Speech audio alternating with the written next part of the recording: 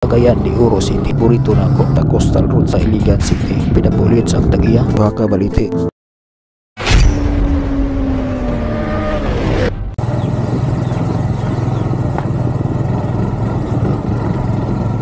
Kini nga video mao kini ang akong biyahe gikan sa among lungsod sa Aurora padulong sa Cagayan de Oro City ug pabalik.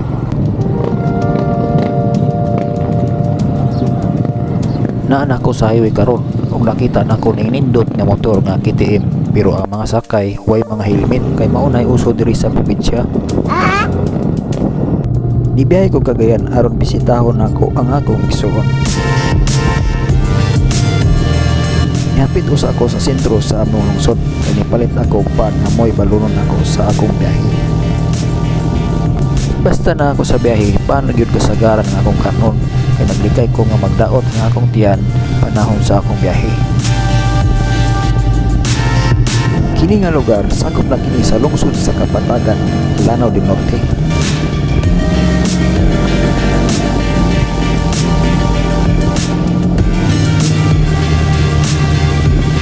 Ug naa ako karon sa sentro sa lungsod sa Kapatagan.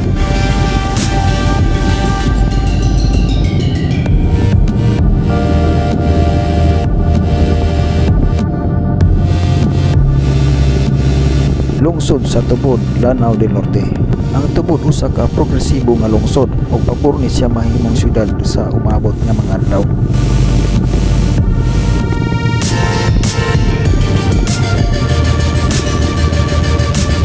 Mukas Colambugan, Lanao del Norte, dagit wito ni Misamis Occidental ug uban pang provinces sa Western Mindanao. Pero ang kasagarang maagi na lang dinhi ang katong migsid sa limit sa Panlilby Bridge.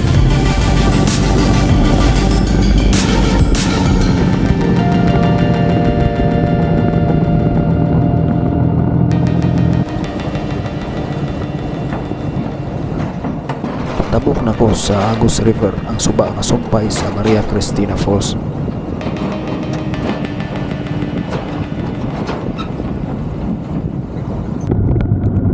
Checkpoint diri sa Iligan City tungod sa National Steel Corporation dati. Mao ni ang National Steel Corporation dati ang pinakadako nga buhatan sa putaw sa Southeast Asia kaniadto nga gisayangan lang sa mga tambalos-los nga Pilipino. No!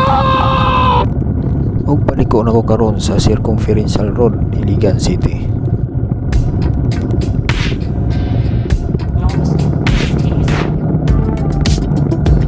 Iwas traffic na maong diri kuagi sa Circumferential Road or Bypass Road sa Iligan.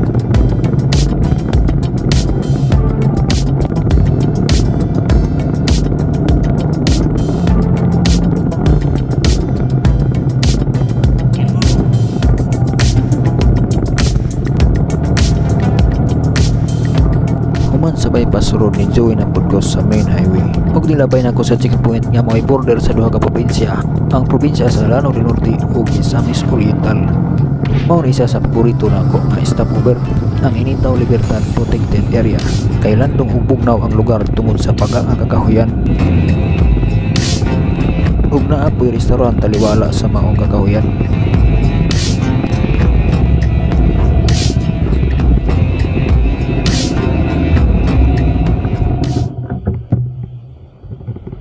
Sa pagpadayon sa akong biyahe agi diri sa Lagindingan Rotonda.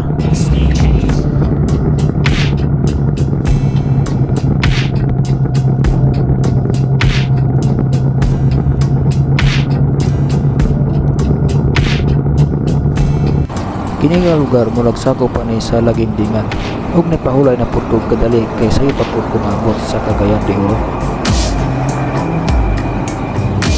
Ug padayon sa akong biyahe nana ko karon sa El Salvador City.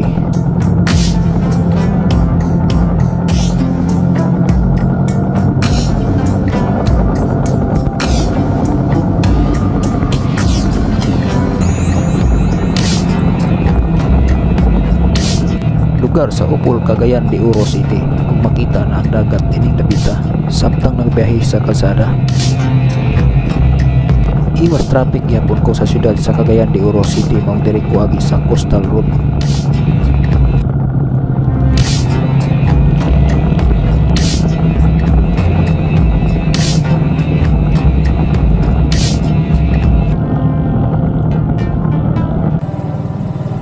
ug karon pasulod nako padulong sa balay sa akong magulang diri sa barangay Agusan, Cagayan de Oro City. Ug isugat din ko sa akong magulang aron pasudlon sa gate. Sige lang.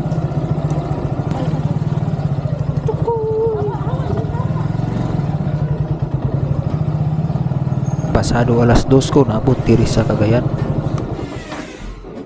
24 hours later.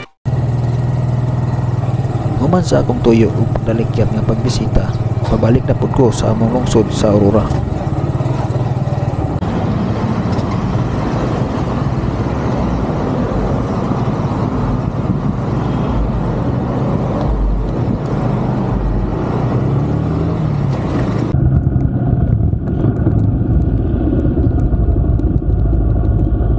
Sama sa gyapon diri gyapon ko agi sa Coastal Road sa Cagayan de Oro.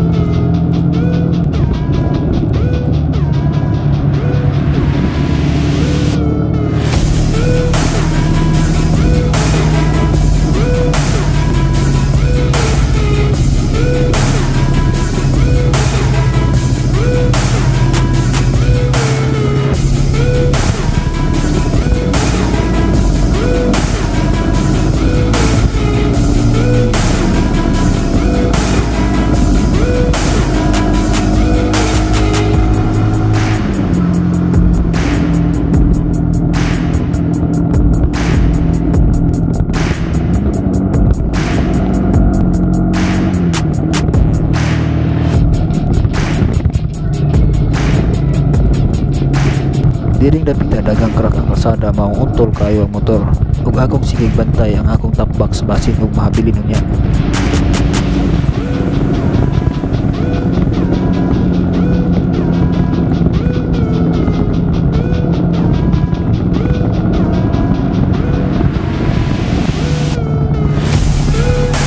Ang ipahulay na sad ko diri sa Initaw Libertad Protected Area.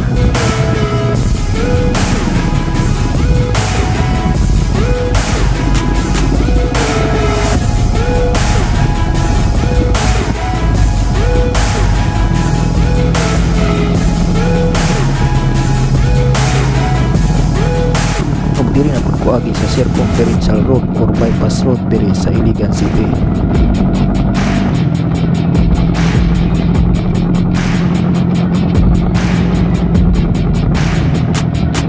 Nihunong ko diri sa Windmill Design nga restaurant man siguro ni nga nag-umbaw sa Iligan City.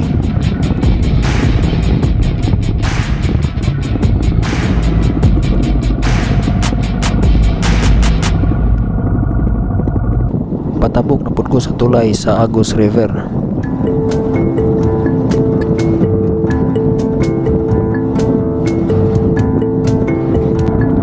Diring dapitan nakasugat tong sports car.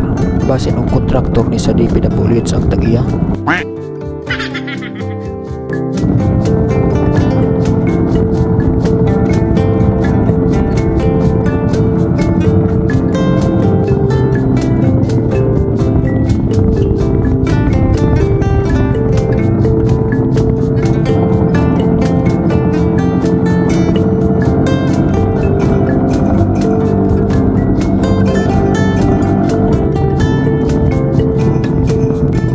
Nagsunod-sunod ko aning Honda Beat nga motor. Kinunsiya lang ang akong magpanagan dinhi nga mo isakto para nako para safety ang biyahe.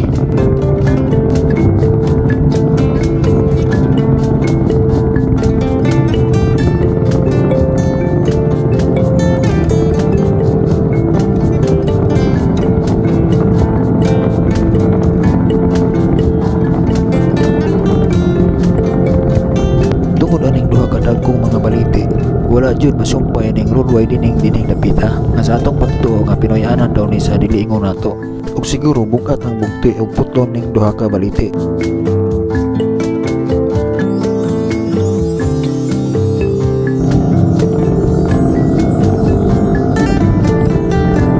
Kini nga lugar sakop lang kini sa among lungsod sa Aurora ug naghinahinay ra gud padagan kay basa ang kalsada sa ulan basin ug mayanda ko niya ako dinhi bisdol na.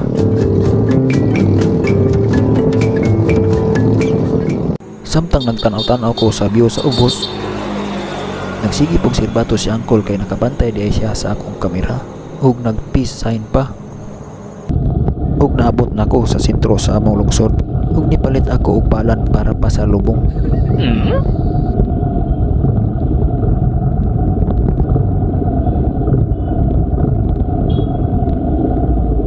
Ug na ako sa barangay road ug pasulod nako sa among Pinoyanan ug salamat sa Ginoo nga maayo ra ang akong pagbiyahe.